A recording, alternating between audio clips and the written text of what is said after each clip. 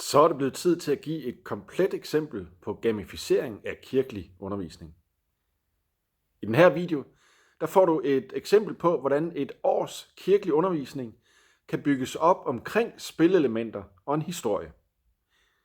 Og i de efterfølgende videoer, der får du naturligvis en uddybning af hvert element. Så gør dig klar til et komplet eksempel på gamificeret kirkelig undervisning.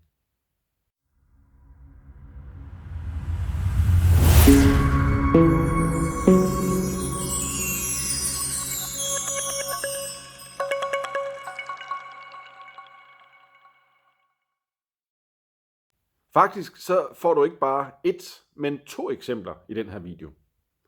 Det første eksempel, det handler om at bruge konkrete spil, altså brætspil eller computerspil, som en motivationsfaktor i undervisningen. Her i Danmark, der er det firmaet Skolen i Spil på hjemmesiden skolenispil.dk, som er helt fremme i skoene på det her felt. Det her, det handler om, at mange spil faktisk kræver kompetencer for at kunne gennemføre. Og det handler også om at finde de spil, der kræver de kompetencer, som eleverne alligevel skal lære i for eksempel en folkeskole. Det kan være sproglige kompetencer, det kan være spil, der kræver, at man kan matematik, det kan være spil, der kræver, at man lærer at samarbejde. Og så handler det om, at du som underviser kigger på de emner og de kompetencer, du gerne vil give dine elever, og så indarbejder de spil, der kræver netop det. Inde på skolenispil.dk, der kan du downloade eksempler på brug af computerspil. Og jeg vil også gerne her nævne spil, som hører til inden for en kirkelig kontekst. Altså spil, som direkte handler om for eksempel bibelske historier eller temaer. Det Danske Bibelselskab sælger 3 spil på dansk. Det er dels det klassiske bibelspillet med spørgsmål. Det er spillet Profetkort, som er et kortspil. Og endelig så er det brætspillet Acts, som leder spillerne igennem en missionsrejse sammen med Paulus. Og endelig så vil jeg nævne et amerikansk spil, Kings of Israel, som foregår på Gammeltestamentet tid. Man spiller som en af Guds profeter, og du skal i løbet af spillet sørge for, at ondskaben ikke spreder sig over alt i Israel. Det foregår blandt andet ved at bygge altre til Gud. Det her spil det er bygget over det kendte formular fra spillet Pandemic, som kræver rigtig godt samarbejde. Nu skal vi i gang med at kigge på det komplette forløb. Et komplet gamificeret kirkeligt undervisningsforløb. Og det foregår på den her måde. Jeg gennemgår nu principperne for sådan et forløb. Jeg nævner hvert princip så relativt kort, men til gengæld så vil der for hvert af dem være et link til en uddybende video. Jeg vil meget anbefale, at når du kigger på de her principper, så åbn bagefter de uddybende videoer, så du selv kan komme i gang med planlægningen. Og i næste video, der gennemgår jeg det komplette forløb, jeg selv bruger. Det er et forløb til 8 måneders konfirmandundervisning, og det har titlen Mission Konstantin.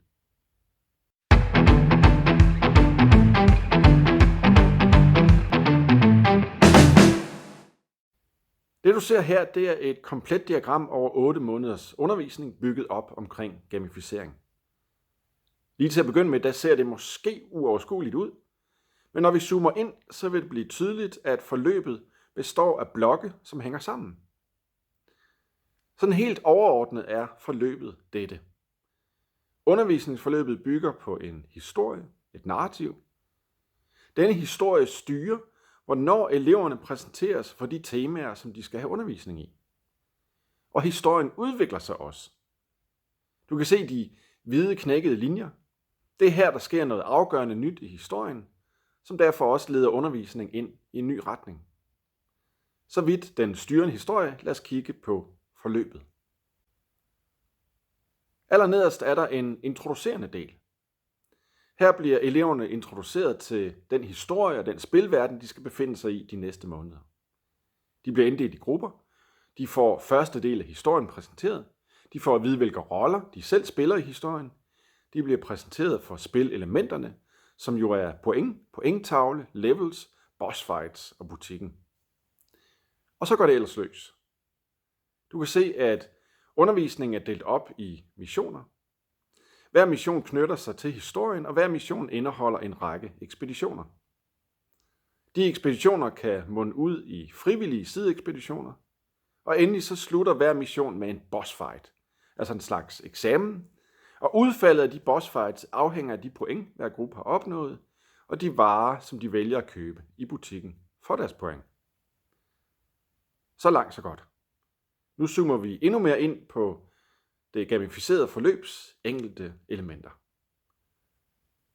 Den brede blå pil, det er forløbets grundlæggende historie.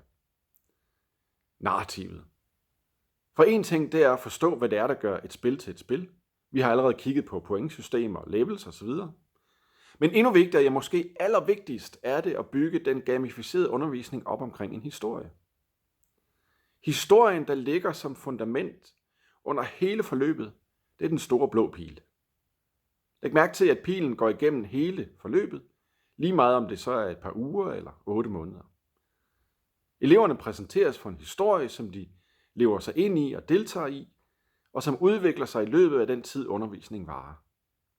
Og det er denne historie, der bestemmer og afgør, hvornår det er godt at introducere de emner, der skal gennemgås i løbet af en undervisning. Man kan godt sige, at det her det handler om at give undervisning et tema. Hvis du for eksempel er fysiklærer, så kunne du vælge at give undervisningen et science fiction tema. Eleverne befinder sig i en science fiction verden, hvor de skal bruge fysikkens love til at udføre opgaver. Og det er temaet. En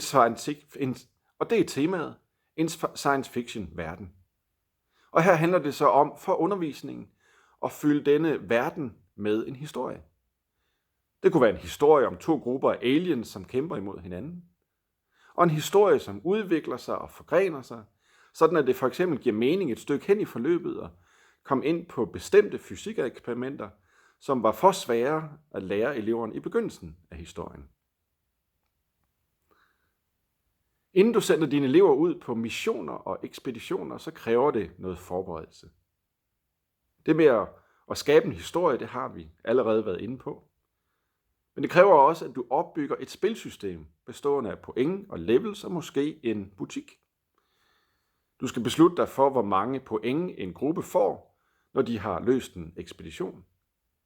Du skal beslutte dig for, hvor mange point man skal have for at komme på et højere level. Du skal beslutte dig for, hvad et level overhovedet består af. Altså, hvilken mærkbar forskel er der på level 1 i forhold til level 2 og 3 og 4. Du skal beslutte dig for, om du også vil have en butik. Altså om eleverne kan bruge deres point til at skaffe sig særlige fordele. Og fordele, jamen det kan være noget så simpelt som at få lov til at få en ekstra pause, eller at få lov til at bestå en opgave, selvom de har svaret forkert. Og sådan noget, det skal selvfølgelig koste noget. Alt det her skal du have på plads, længe inden du begynder undervisningen. For det er en rigtig god idé, når eleverne ankommer første gang, at du er klar til at introducere dem til historien, at du er klar til at inddele dem i grupper, at du er klar til at vise dem, hvordan de opnår point osv. Typisk så vil du som underviser arbejde med et tema over flere gange. Måske har du temaet bøn, eller temaet skabelse over flere gange. I en gamificeret udgave af undervisning, der laves disse temaer om til missioner. Narrativet, historien, lægger op til, at eleverne sendes på missioner. En mission består typisk af nogle ekspeditioner, og missionen afsluttes med en bossfight, inden der låses op for næste mission. Hvis du har undervist i nogle år, så kender du godt til at have en årsplan. Og årsplanen består typisk af de temaer, der skal undervises i. Når du skal lave temaerne om til missioner, så handler det om at tage for eksempel et eller flere af dine temaer og samle til en mission. Lad mig give et eksempel. En mission med overskriften Guds frelsesplan. Og denne mission indeholder så en ekspedition, der handler om syndefaldet, en ekspedition, der handler om det gamle testamente, og en ekspedition, der handler om julen. Det er et konkret eksempel på 3 temaer, som samles i en mission og dens tilhørende ekspeditioner. Som du kan se, så er det en rigtig god idé, når du går i gang med det her, at lave en årsplan. Men altså en årsplan, som er bygget op omkring missioner, ekspeditioner og eventuelt de frivillige sideekspeditioner, som eleverne kan lave i fritiden. Langt de fleste computerspil indeholder adskillige boss fights. Og langt de fleste ender med, at man til allersidst skal kæmpe mod en eller anden mega stærk boss, som man slet ikke kan overvinde, før man har overvundet alle de andre. Boss fights kendes fra de allersimpleste spil. Du har lige gennemført en bane med en labyrint. Måske er det Pac-Man, du har styret igennem en labyrint. Men inden du kommer til næste labyrint, så dukker der en boss op. Altså en særlig stor og stærk fjende, ham skal du overvinde, før du kan komme videre. Så nogle boss fights skal der naturligvis også være i et gamificeret undervisning. Og hvis du kan få disse bosses til at dukke op på naturlige steder i det narrativ, du følger, så vil det være helt fantastisk. Men i hvert fald, når dine elever har været på en mission, og de har afsluttet missionens ekspeditioner, så er det tid til en boss fight. Og hvordan du laver den boss fight, jamen det er op til din kreativitet, din fantasi. Jamen det kan såmænd bare være en quiz, måske lavet i en PowerPoint. Det kan være, at de skal producere en plakat, en rapport. Det kan være, at de skal fremføre et lille skuespil. Det kan være, at du går all in med brug af mobiltelefoner og digitale medier og simpelthen laver en GPS-skattejagt, hvor eleverne skal bevæge sig rundt for at finde opgaver og løse dem. Inden dine elever kan kaste sig ud i bossfighten, så bør du overveje, om ikke eleverne lige skal have mulighed for at tjekke, hvor mange point de har, og om de vil bruge pointene inden bossfighten. Du kan for eksempel lave bossfighten sådan, at hvis de klarer den uden hjælp, så får de så mange point. Men hvis de vælger at bruge point på at købe sig til hjælp, så får de naturligvis færre point ud af det. Vær kreativ her. Leg med hele spilkonceptet og gør eleverne begejstrede for at være delagtige, fordi de kan opnå point, som de rent faktisk får brug for i forløbet. Hvis du har skrevet en god historie, eller fundet en god historie til dit forløb, så er det rigtig meget værd at overveje, at historien får nogle nye kapitler eller knæk en gang imellem. Det kan være, at du har en historie, som fylder 8 måneders konfirmandundervisning, og du sørger for, at flere gange i løbet af de 8 måneder, så sker der noget særligt i historien. Og det er noget, som du naturligvis fortæller eleverne. Du fortæller dem, nu skal I høre, der sker noget helt afgørende nu i vores historie, og derfor skal vi bevæge os et nyt sted hen. Hvis nu der var tale om fysikundervisning, og historien havde et science fiction tema, jamen så kunne et nyt kapitel være, at den ene af de 2 aliens racer er flygtet til en ny planet. Den her nye planet har en underlig overflade, som er helt anderledes end før, og derfor er eleverne nu nødt til at lære andre fysiske regler og lave andre eksperimenter end hidtil. Er der tale om undervisning i kristendom, måske konfirmandundervisning, så kunne et nyt kapitel i historien for eksempel gøre, at nu bevæger vi os mod Jerusalem og påskens begivenheder. Helt til at begynde med, der nævnte jeg, at alt det her naturligvis kræver forberedelse. Jeg vil nævne endnu en ting. Det er en god idé at forberede, hvordan undervisningslokalet skal se ud. Hvordan ser et gamificeret undervisningslokale ud? Hvad hænger der på væggene? Hvad får eleverne udleveret? Find ud af, om lokalet skal præges af temaet. Find ud af, om for eksempel pointtavlen skal hænge på væggen. Om du vil lave særlige missionsmapper, som eleverne får udleveret. Måske ovenkøbet dekoreret med logoer og tegninger. Det sidste, jeg vil nævne i den her video, det er følgende.